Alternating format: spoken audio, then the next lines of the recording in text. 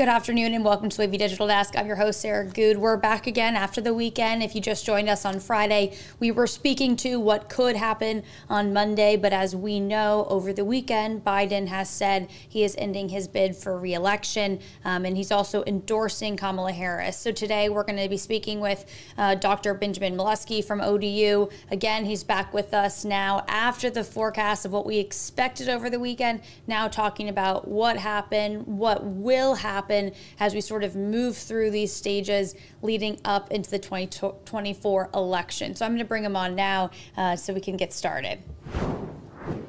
Ben, thanks for joining us this afternoon. Good afternoon. I know that we spoke again, Friday, we spoke last Tuesday, we've been sort of waiting and keeping an eye on the temperature of sort of what was going to happen. Again, on Friday, obviously we weren't sure, we talked about, is this just smoke? But tell me, getting that announcement yesterday about Biden exiting the race, what were your first thoughts?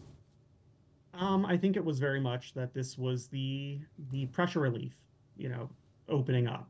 We knew kind of going into the weekend, there were some signs.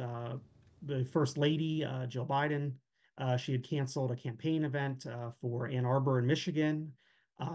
We knew that there were a great deal of Democrats publicly on the record coming out, Congresspeople coming on the record calling for his stepping down. We knew privately there were more senators and governors that were reaching out to the president. He was becoming more politically isolated by the day, and with COVID, of course, not helping that.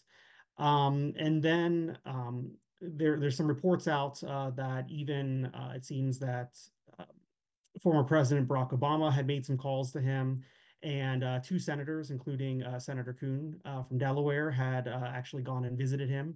And it seems that this was very much just the natural kind of course of these actions, right? It was a pressure release as the president ultimately withdrew his nomination.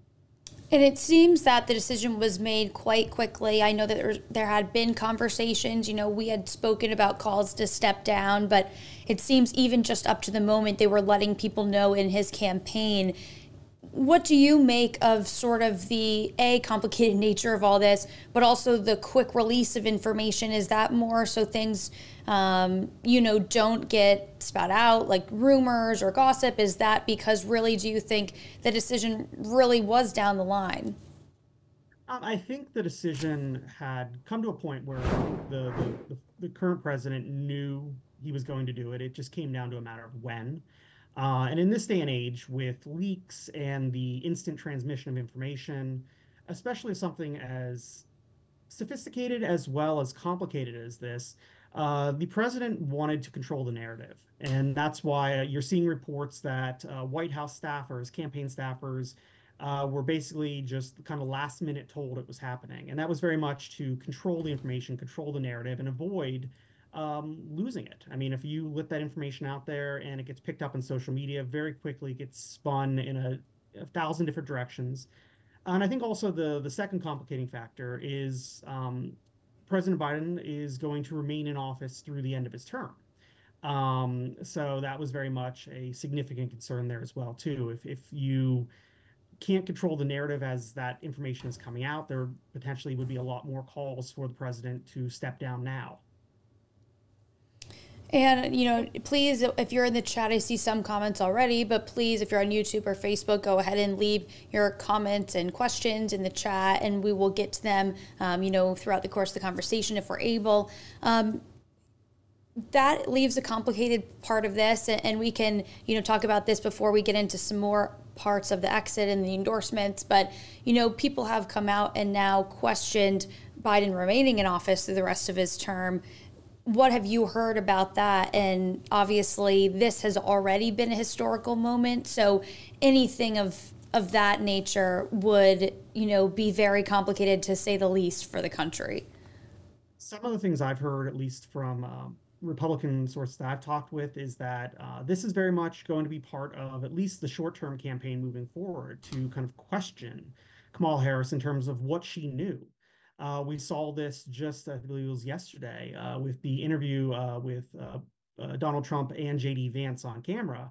where they were bringing up what did she know? What did the Democrats know? How long did they know this, right? And it's becoming a transparency issue that they're going to raise in the campaign. And we're sort of hearing now from a lot of different people on Wavy. We were taking, articles and putting them together of local politicians responding in Virginia, North Carolina. Now we're still waiting to hear from people about his endorsement of Kamala, but we have heard from a lot of voices speaking to, Biden's legacy, to his history, and I think there are a lot of people in the Democratic Party who are still focused on that, right? I know that we've talked about how the news cycle is up to the minute here, and even sometimes, rumors of what's to come. But people do seem to be waiting high up in the Democratic Party for Biden to speak this week, to see sort of what's happening this week before they really make drastic moves or moves to the future. Yeah, it's not unexpected, right? You've seen amongst the media and social media, the president's withdrawal is being framed as something, you'll see words being used like courageous. They're proud of the president for doing this. And that's very much trying to take control of the narrative and take control of the framing, right? Because there is, at least, on the opposition side, there's an opposite framing going on where this is he was forced out, right? And you're hearing some dissenters, at least in the Democratic side and at least on the Republican side, trying to take advantage of it, saying that, yeah, this was a non-democratic way. This was a candidate who had the delegates and was forced out, and now it's kind of setting the framing for Kamala Harris's surgeons as that it's a coronation. It's not democratic. She hasn't won anything.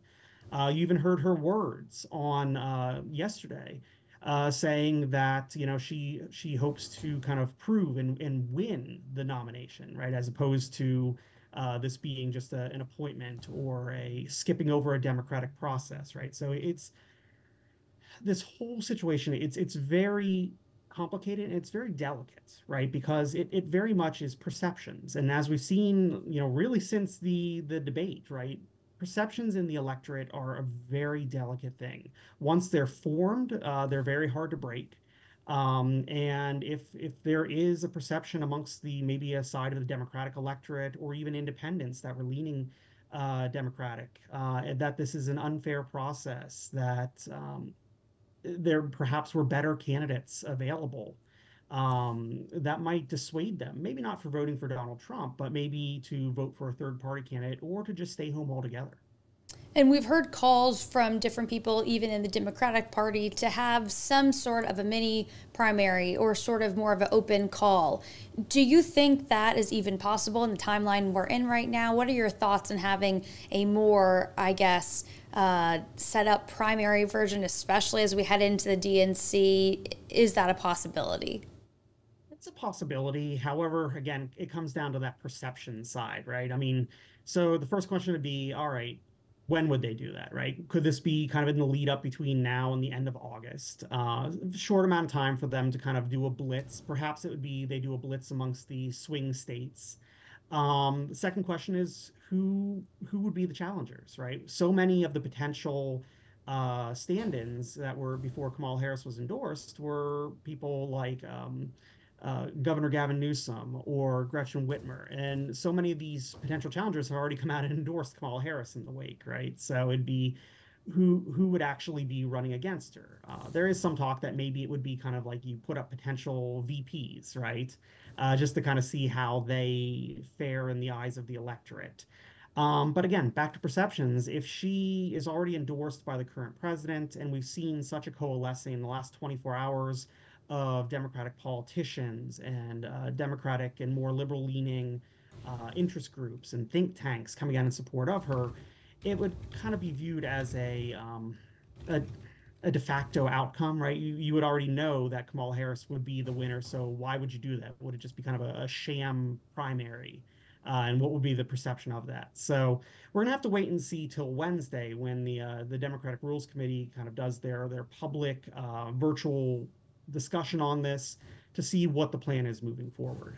And today we heard from Harris just speaking to Biden's legacy, just speaking to his side of the announcement while she was at an event today at the White House. We have yet to hear from her side about, any sort of press conference coming up or whatnot. But she did tweet that she was going to head to Delaware to speak with the campaign, to say hello, I think was the phrasing she used. We're still waiting to hear from Biden this week. But in the meantime, there's obviously so much speculation about, Harris on the ticket. I think Manchin was the other one that people really have an affinity for, but he was saying, he's not running. He's the one that sort of called for this open process. Suggested Harris, I think, was too far left, but said, let's see if she comes back. So he was not immediately endorsing her, but he was also not immediately also singing her praises either. Hmm. Yeah, I mean, Joe Manchin's always been in a kind of a tough spot these last couple of years, given that, as we talk about potential VP candidates, right? I mean, he very much is, or I should say was a Democrat in a very Republican state, right? So he's had to walk a very narrow tightrope. Um, but more recently, obviously, he's garnered a little bit more freedom to kind of speak his mind, moving towards, being an independent. Um, but he very much now has said, yeah, he has no desire to run for the presidency. That's kind of come out very quickly. The one political actor who I think is kind of making a go of this in the interim is RFK Jr.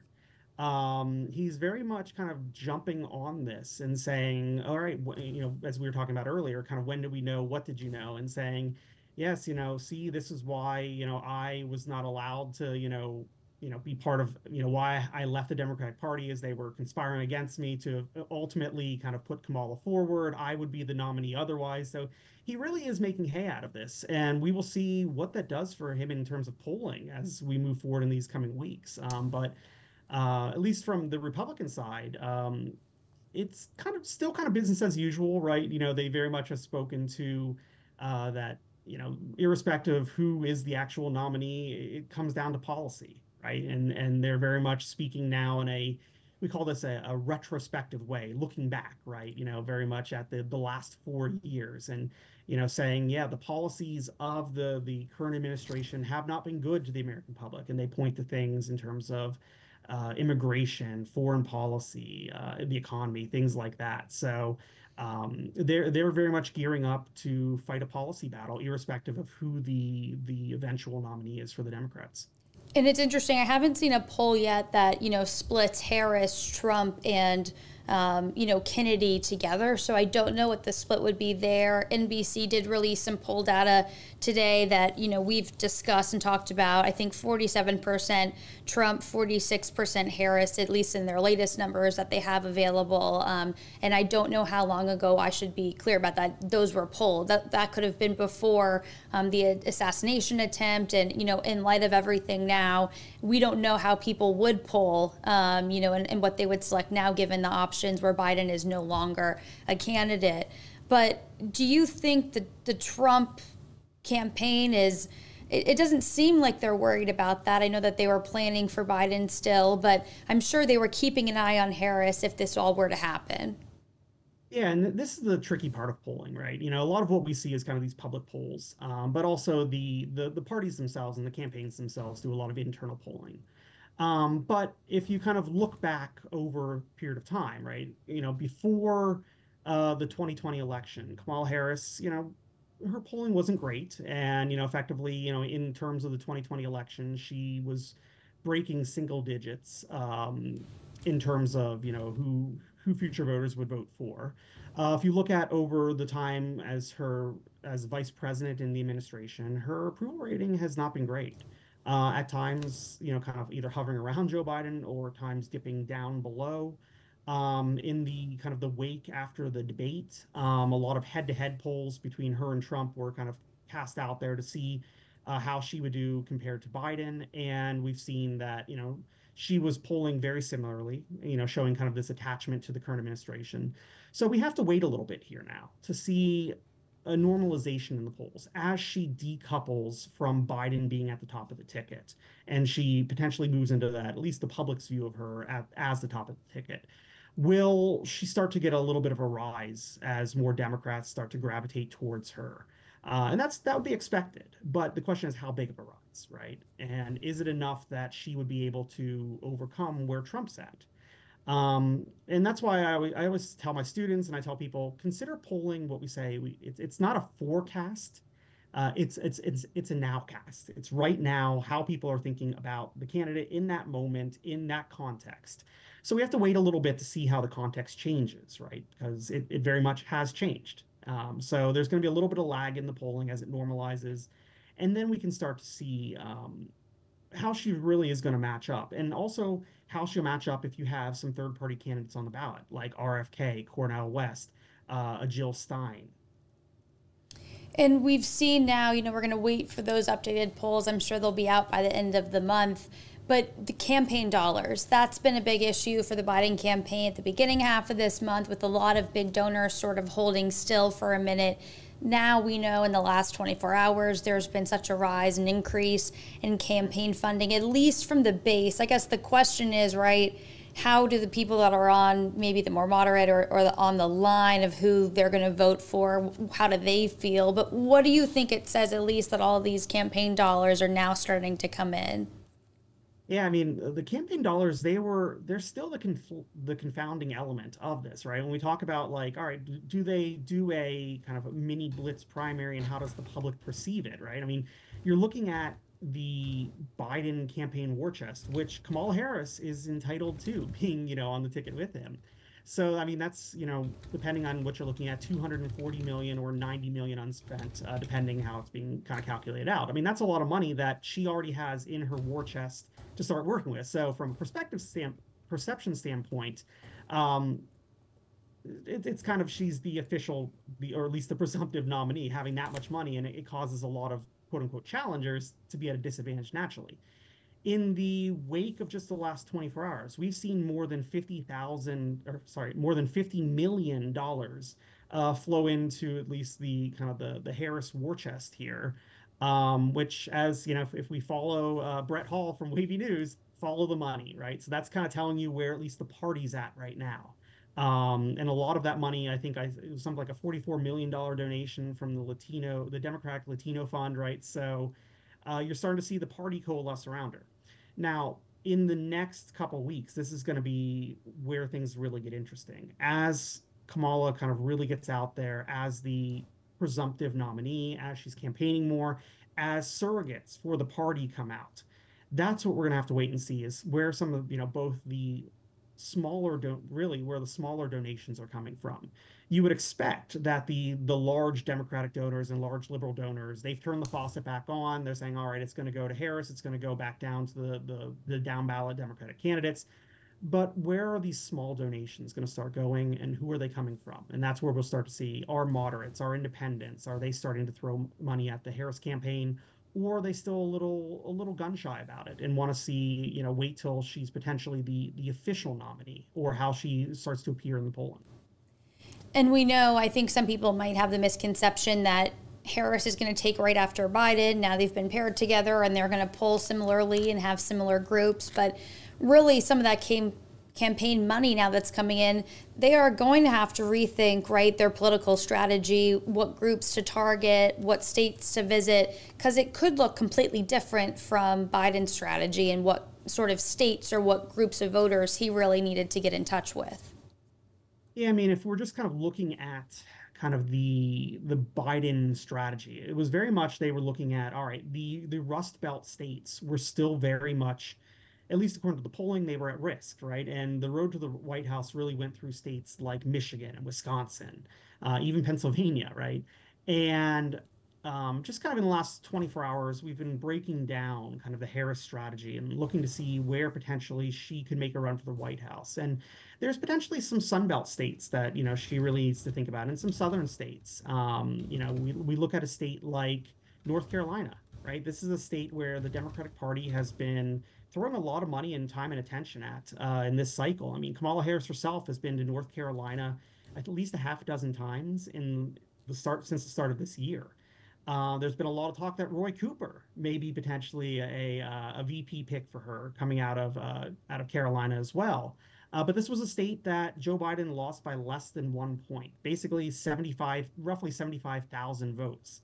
So this is a place where, if for whatever reason Kamala Harris were to lose one of the Rust Belt states, she might be able to pick up a state like North Carolina. And for her, she has been the one that we've talked about that really has been going out, talking about policy. She's been active on the campaign trail for Biden. What's going to be the shift now going forward for her? Are we going to see her immediately before she's even the chosen candidate get out and speak to people? Do you think she is going to play it safe and sort of wait for the higher ups in the Democratic Party to endorse her? Is she going to wait closer to the DNC? I mean, how does this play out now in the next few weeks? Frankly, I don't think she has time to play it safe. I mean, we're 105 days to election day. We're less than a month to the DNC. This really has to be a blitz campaign. So, I mean, we saw her, while Joe Biden was convalescing in Delaware from COVID, she was out. I mean, she was in North Carolina speaking policy. And you've seen from her campaign stops and kind of the substance of what she's been talking about. It very much is putting forward kind of the Democratic platform. She's been defining policy and laying out policy. So um, I don't think she's going to play it safe, and I don't think she has time to. And I think the one thing we may not see right away, and this could very much alter, in the next, 48, 72 hours, once we start to hear from the Democratic Rules Committee. But at least right now, I'm not expecting any sort of VP announcement, right? Because obviously we don't have the official nominee, right? Um, but I think she herself needs to get out there and continue to speak policy, to draw contrast between her and former President Trump and JD Vance. And there's been a lot of talk that she's already kind of looking back to her 2020 campaign in terms of the distinctions she was trying to draw between herself and Donald Trump, speaking to being a prosecutor, and very much kind of updating that campaign in the wake of some of the court rulings against Donald Trump.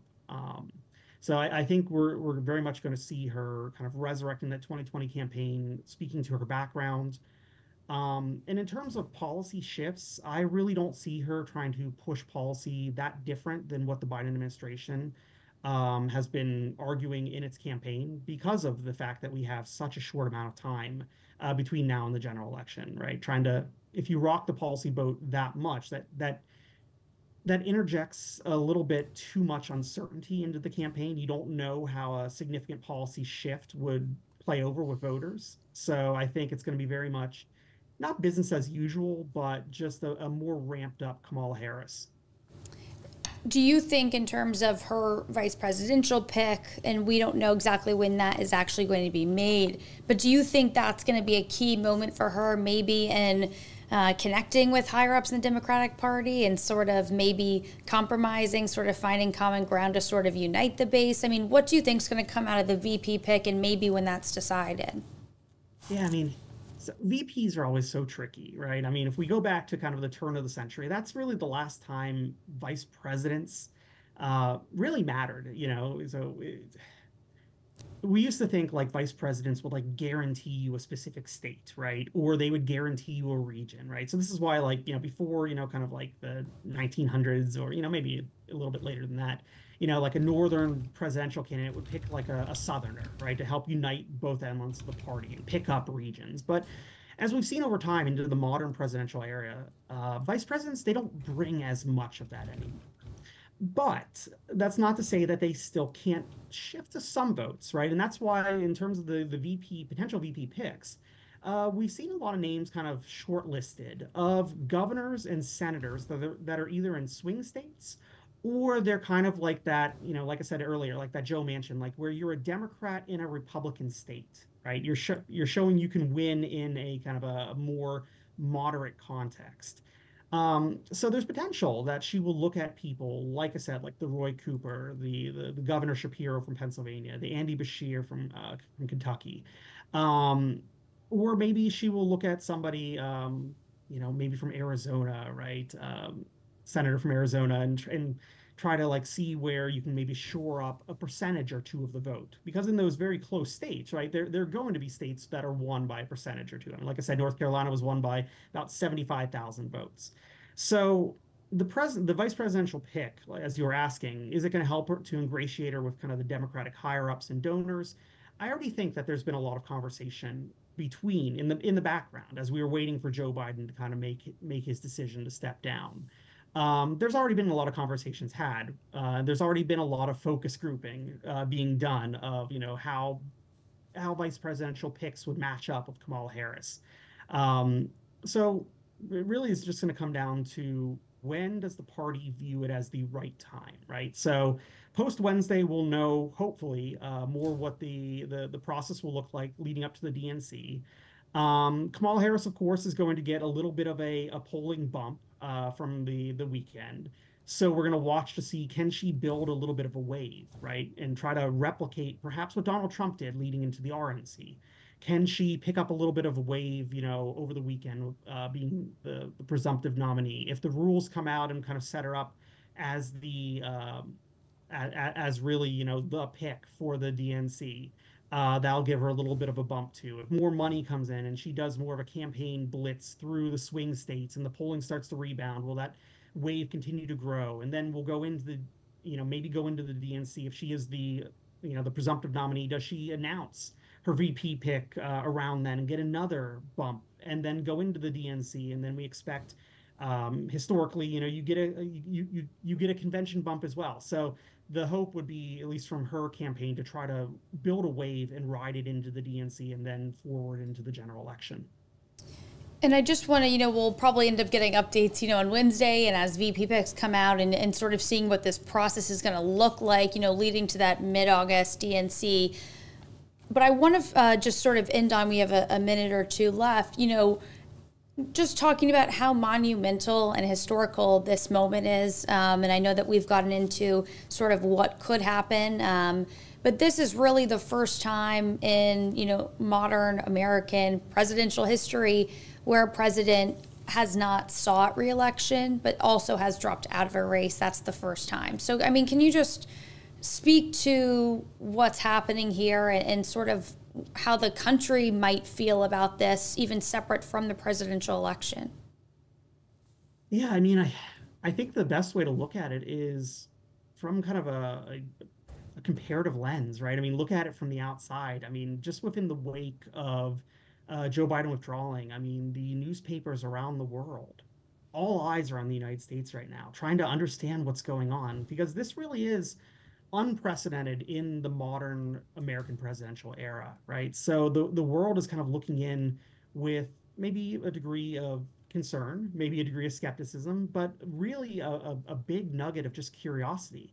And for the American public, that's kind of what it is also. The word since, you know, over the last 3.5 weeks since the debate is these are unprecedented and uncharted waters, right? So for the American public, they themselves are going to be watching with an air of skepticism and an air of curiosity, and trying to see, you know, really what's going to happen in the next 105 days. Can a effective campaign be run in 105 days? Can a party that was quite literally tearing itself apart over the last 3.5 weeks coalesce and come together around a candidate?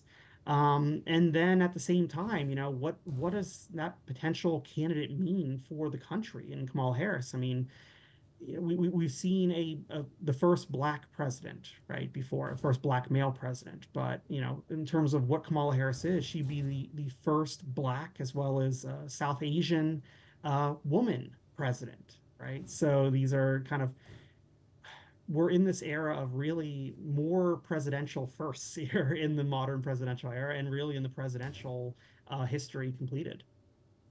Wow. Well, I know it's going to be sort of day to day as it has been in the last week and a half, seeing what the updates are, seeing who's chiming in and who's endorsing Harris. So I guess, you know, this is not the last time we'll be talking. I mean, it's hard to even wrap up the conversation because there's so much left that we don't know, that we're not going to know. I think, as you said, Wednesday, we'll keep an eye on what's going to happen next and sort of move from there as we see Harris starting her work on the campaign trail and see what Biden has to say. Yeah, and I think this is, you know, we kind of joked after the RNC, like that really is the start of the general election, at least for the Republicans. Now this really is a brand new start of the general election for the country as a whole and for the Democrats, right? So I think for voters, this is really a good time, to tune in, right? We often say that most voters, especially in this kind of era of 24/7 politics, we a lot of voters don't tune in till much closer to the general election. But this really is a good time for voters to turn in because there is so much new, right? And for the longest time, we've dealt with. Sorry, my backlight here turned off on me here, but we've dealt with the American public knowing both candidates, right? It was kind of a rehash of the prior elections. And now this is very much a chance for the electorate to get in, meet some new candidates, and really educate themselves on the differences in policies between both candidates. Absolutely. Well, to Ben's advice, don't lose steam quite yet. There's a lot coming down in the last 105 days that we'll keep an eye on. Future, we'll see if there's a debate. We'll see what speeches come down. We'll see what endorsements come down. So a lot more to come. Stick around with Wavy, your election headquarters. I know that there was so much conversation over the last week and a half. There's going to be much more to come as we head into both the presidential, but also the state elections and also, elections for Congress. So there's much more to happen in the next couple months. But Ben, thank you so much again for coming on this morning. And I know that it won't be too long until we talk to you again. Pleasure as always.